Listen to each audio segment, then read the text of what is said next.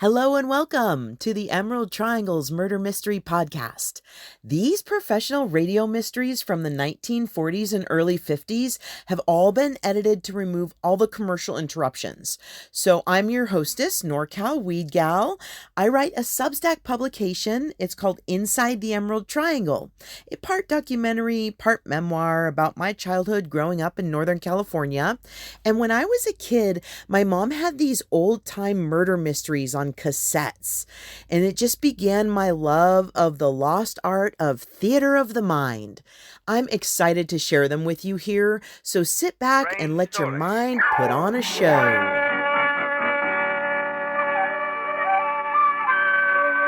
The Intruder.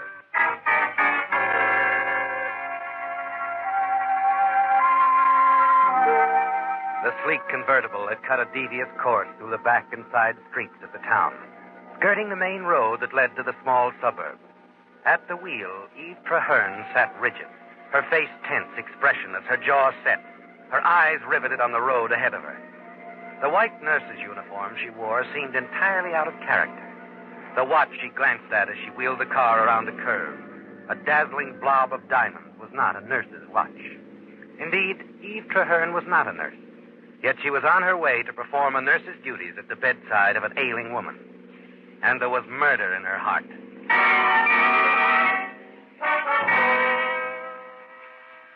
Strange, really, that the end would be like this, when the beginning was so different. That day, so long ago, in the office of Gordon Dietrich, when Eve McKay first met Philip Traherne. Eve, I'd like to have you meet Philip. Philip Traherne, Eve McKay. How do you do, Mr. Traherne? Eve McKay, the author of Fire and Ice? Oh, you've read my book. Philip checks through all my historical novels. Eve is a history professor at Litchfield. We were roommates there years ago. Really? Tell me, Professor, did you like Fire and Ice? There were some flagrant historical discrepancies in it, Miss McKay. I meant the writing. Well, to tell you the truth, Miss McKay, I'm afraid I found some of your characters a bit hard to believe. Flame Winthrop, for example. Yes. Perhaps women like Flame do exist, and I just don't know about them. After all, I guess I'm just an old college pedant with ink in my veins. Yes, perhaps you are, Professor. Well, I hope I haven't offended you. Gordon, tell her I mean well. Oh, Eve knows that, I'm sure. As a matter of fact, Professor, I was going to ask for your help. I have a first draft, a novel on the Renaissance. It's almost finished. I'd like for you to look at it before I go any further. I wouldn't want any more flagrant historical discrepancies. You know. Well, I'd be very glad to. Fine. I just live a few blocks from here. Just remember that Philip lives in Litchfield. Those trains don't run all night. Why, Gordon, it shouldn't take an hour. And I'll drive him to the station myself. Come along, Professor.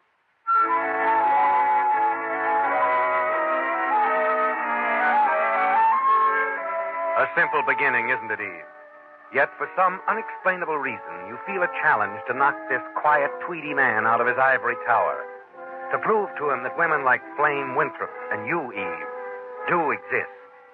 And when he leaves that night, just in time to catch the last train to Litchfield, you know he'll be back.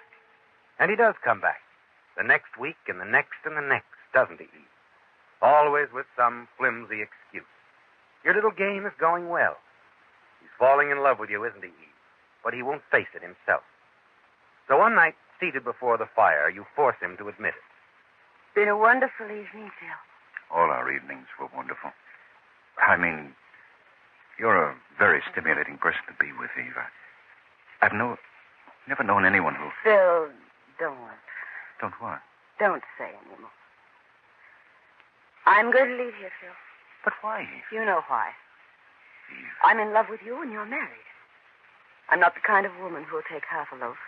No, certainly not. So there's no other out for me, is there? I suppose it would be best for us both if you leave. Kiss me goodbye, Phil. I don't think it's wise, Eve. Please kiss me, Phil. Eve, I can't let you go now. You know I can't let you go. But there's no other way, darling. Is there? Yes, Eve. There is one other way. Huh? I'll ask Ethel for a divorce.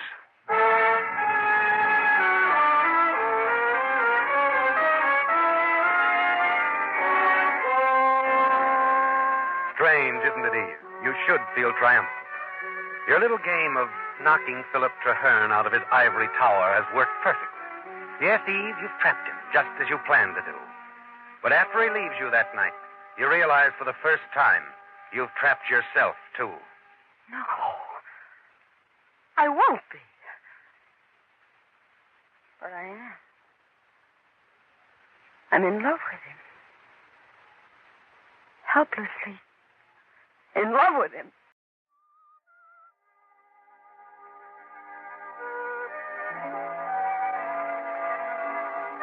Yes, Eve, that was the beginning. Your first chance meeting with Philip. Your determination, because of his patronizing attitude toward your book, to prove to him that you could interest him as a woman, if not as an author. And it worked out, didn't it, Eve? Except that in the process of making him fall in love with you, you've fallen in love with Philip, too. His divorce from Ethel was a mere formality after that. And now you're Mrs. Philip Traherne, wife of a history professor at Litchfield. Not quite the role you'd intended for yourself. But as you approached the door of his home in the little college town for the first time, you determined to make Litchfield, as well as Philip, forget that Ethel Traherne ever existed. Well, welcome home, Professor Traherne. Thank you, Mrs. Wilkes. It's good to be back. This is Mrs. Traherne. Hello, Mrs. Wilkes. Good afternoon, ma'am. Yes, it's certainly fine to be back. Well, Lady Macbeth. And how are you, huh? Philip, you didn't tell me you had a cat. Oh, didn't I? Well, I have. Just about the most beautiful tortoiseshell cat I've ever seen. Oh, why Lady Macbeth? Mrs. Traherne named her that because she was always washing those orange marks on her paws. How very clever. Come here, lady. Come on. I'd like to pet you. Oh, Eve, I'm sorry. I should have told you she's nervous around strangers. Cats aren't supposed to be trustworthy, but they got their loyalty. Really? You know, she'd better get used to me, Mrs. Wilkes, because I'll be running this house for a long time. A long time.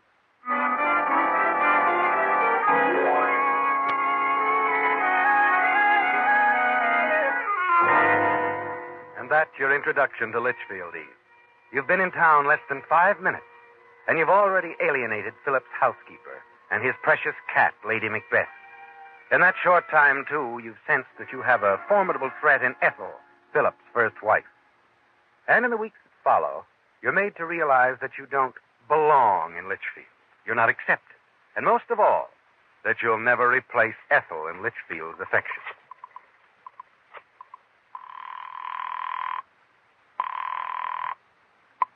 President Conway's residence. May I speak with Mrs. Conway, please? Who's calling, please? This is Eve Traherne, Professor Traherne's wife. One moment, please. Hello, Mrs. Traherne? Yes. I'm sorry.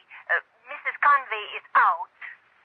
I see. Do you know when to expect her? I'm sorry. I don't know. I really have no idea. I see. Thanks. For nothing.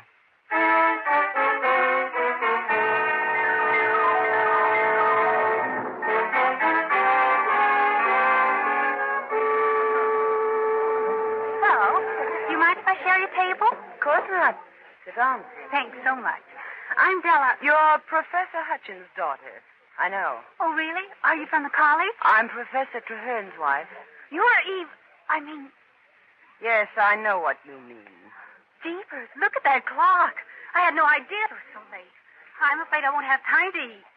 Oh, it's been nice meeting you, Mrs. Traherne. Goodbye.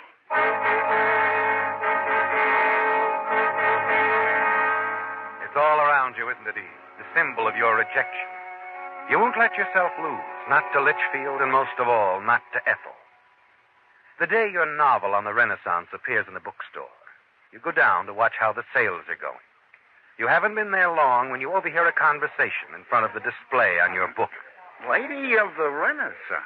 Brother, where did those jacket artists get their models? You know who the author is, don't you? Professor Traherne's wife. Yeah, I know. Poor guy. He was all set for that appointment, wasn't he? Yeah. It was unofficial, of course, but everyone knew he was supposed to be named the new dean of history.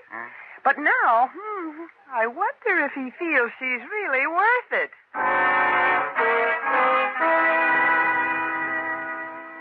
It's a shock, isn't it, Eve? You knew nothing of the prospective deanship for Philip. Later that same afternoon, you're at home considering a course of action to take. When Gordon Dietrich, your publisher, comes by to call. Oh, Gordon, how perfectly wonderful to see you. This is a business call, Eve. I can't stay very long. I brought you the reports of the advance sale on your book. Looks as if it's going well. Well, that's good. Although I must say it doesn't seem to please my publisher very much. I don't like to mix my professional life with my personal life, but Gordon, I don't believe I understand. Philip is my friend, Eve. So is Ethel. I like them married to each other. You had no right to break it up, deliberately as you did. Philip didn't seem to mind. And after all, it is our affair. That's right, it is, entirely. Just the same, I'd rather you found another publisher for any future work you may do. Very well, I will. If that's the way you feel about it.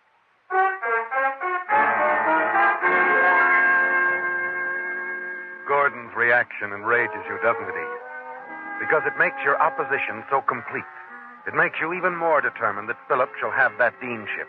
Not in spite of you, but because of you. Shortly after Gordon leaves, you hit on a plan. That same afternoon, you go into the city. A hurried overnight trip about the book, you tell Philip. Once there, using your ingenuity and your money in the right places, you gather your weapons. And late the next afternoon, armed with the ammunition to satisfy the one weak spot of President Conway of the college, you call at his office. My uncle was such a strange man, President Conway. Several of the first editions he left me turned out to be fakes. I'm afraid it takes an expert like yourself to distinguish between them. It's amazing. Amazing, Mrs. Traherne. Every one of these books is genuine. Thackeray, Dickens, Jonathan Swift, and all in excellent condition. I can't say how I envy you. I only wish I could appreciate them as you do. I'm afraid they're just books to me. Just books. Why, Mrs. Traherne, if I were a man of means, I'd give you $5,000 for them right now.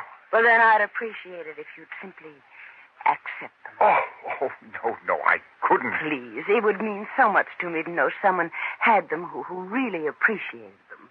I'd consider it a favor, Dr. Conway. Oh, but surely Philip would appreciate them as much as I do. Oh, no, not nearly so much.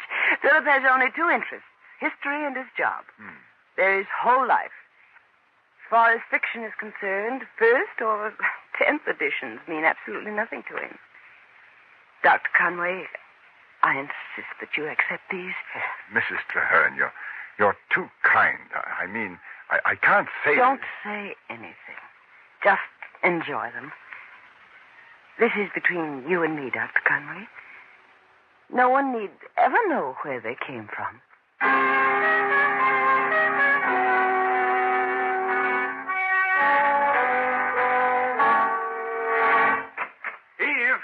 Eve, where are you? Here, dear. It happened, Eve. The letter just came. What letter, Philip? From the Board of Regents, Eve. They've made me the new Dean of History. Oh, Philip, that's wonderful. Oh, I'm so proud, darling. I know who's behind this appointment, too. President Conway. I'd never have gotten it without his recommendation.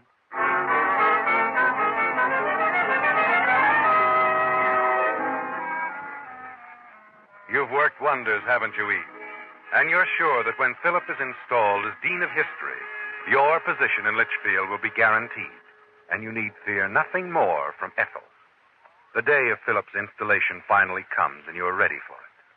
And at mid-afternoon, you're standing before the bedroom mirror, admiring your gown, when there's a tap on your door. Yes, what is it? Mrs. Conway is downstairs to see you, ma'am. The president's wife? Yes, ma'am. Oh, how the mighty have fallen. Mrs. Wilkes, I've told you never to let that cat in my room. Get her out of here. Yes, ma'am. Come on, Lady Macbeth. Get out of here, you... Come on, Lady Macbeth. I was to take the rest of the day off, ma'am. Will you be coming down? When I'm ready.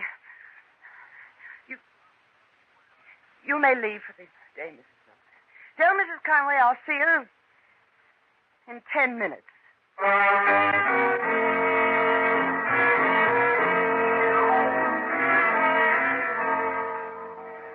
Mrs. Conway, how nice to see you. I'm sorry we haven't met sooner, but now that Philip is to be dean, I imagine we'll see a great deal of one another. I should doubt that very much, Mrs. Traherne. I beg your pardon. I came here today only to return some property of yours. These 3 books, Mrs. Traherne. First editions of Thackeray, Dickens, and Swift. Oh, yes. Well, you see, my uncle... My husband subscribes to a rare book journal. They list the sales of all important first editions. You bought these through Rosenbach's 10 days ago. I told your husband this was just between him and me. I think you should know, Mrs. Traherne, that my husband cast his vote for Philip after he knew about this attempted bribery. Then Philip won't lose his appointment. No. My husband voted for Philip for 2 reasons. One, because Philip deserves the deanship. He's right for the job. And 2, Mrs. Traherne, because Ethel is a very dear friend of ours. And she pleaded that Philip's divorce not affect our decision. Ethel. You have her to thank for the appointment, Mrs. Traherne. And let me tell you something. You will never replace Ethel. Not in the college's affection or in Philip's. I'm sure you feel you can speak for Litchfield, Mrs. Conway. But I know my husband. You may not like it, but Philip is in love with me.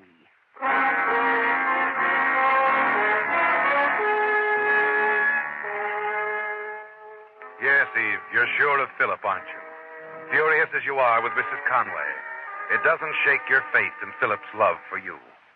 You walk upstairs to your room. You've got to think. But as you reach the door, you see something that enrages you still further. My dress! Get off there, Lady Macbeth. Get off my dress, you little demon! What on earth? Your cat! Your precious Lady Macbeth. She's ripped my dress. I'll kill her. That cat hates me. Like everyone here hates me. I want her out of my house right now, this instant. Have her destroyed. Take her to the vet right now. Control yourself. You shouldn't have left the dress on the bed. This cat hates me, I tell you, and I hate her. I want her destroyed. I want her killed. All right, Eve, that's enough. I'll see you at 7 this evening. I've got to call on President Conway now. Take that cat with you. To the vet, Philip. All right, Eve. I'll take her. She'll never bother you again.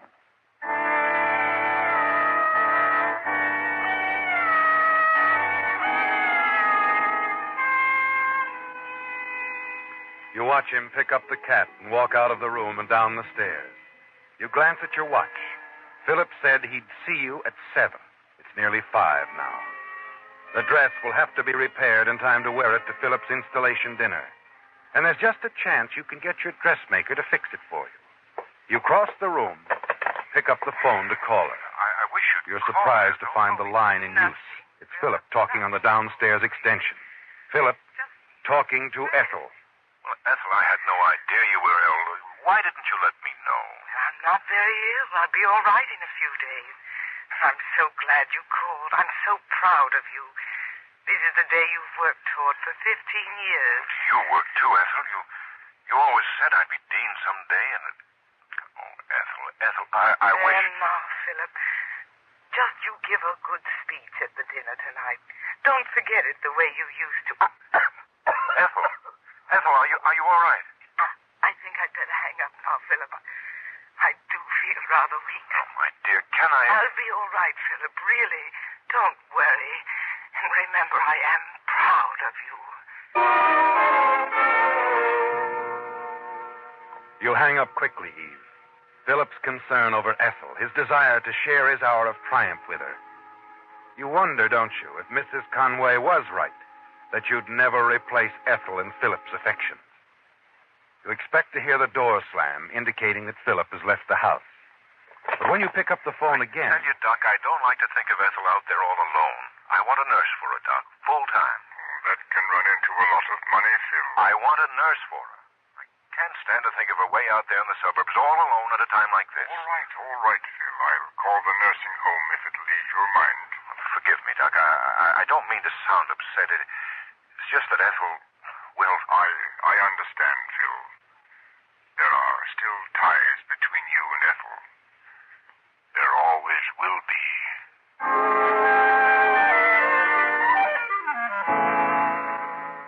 You grip the phone till your knuckles are white.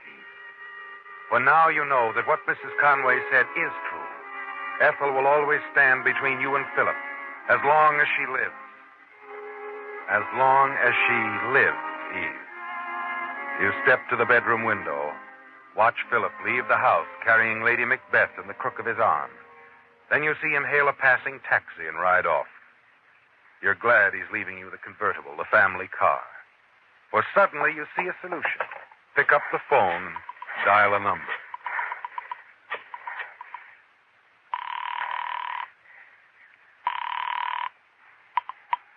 Litchfield Nursing Home. Oh, hello.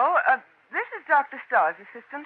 The doctor just phoned you, I believe, about sending a nurse out to Mrs. Ethel Traherne. That's right, he did. Well, the doctor asked me to cancel that call. You see, I know Ethel, that is Mrs. Traherne, quite well. I'm going to take care of her myself.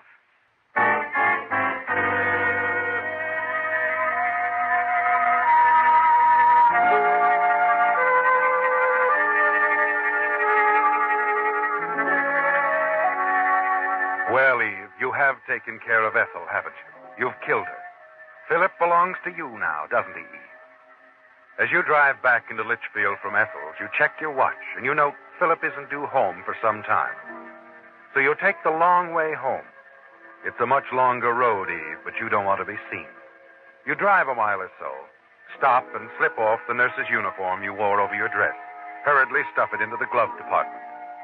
You're sure you have nothing to worry about. Mrs. Wilkes is not at home. She's been gone for hours. And no one need ever know that you left the house this afternoon. As you turn into the driveway of your home, you stop the car at the side entrance of the house. Hello, Eve. Oh, Gordon.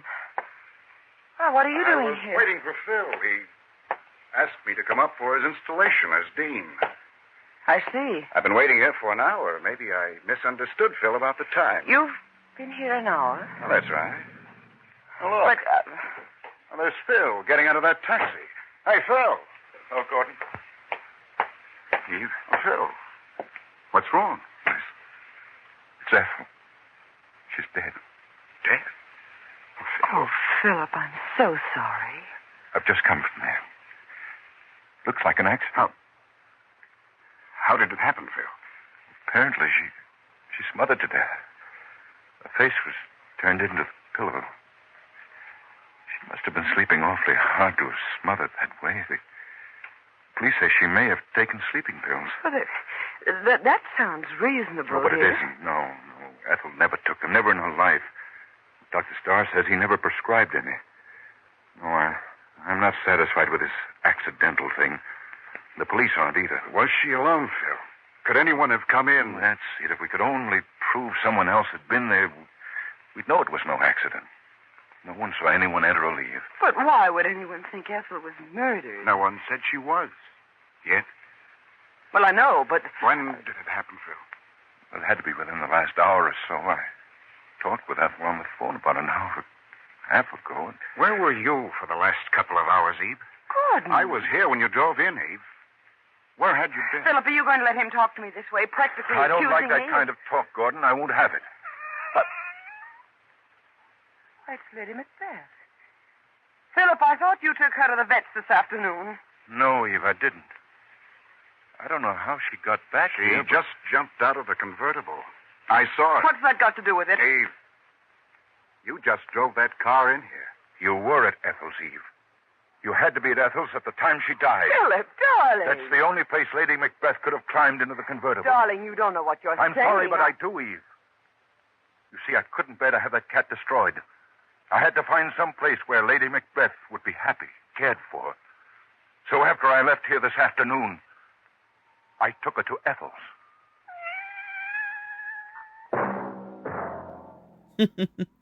I hope you liked that as much as I did. Please like and subscribe for more awesome original mysteries from the Emerald Triangle.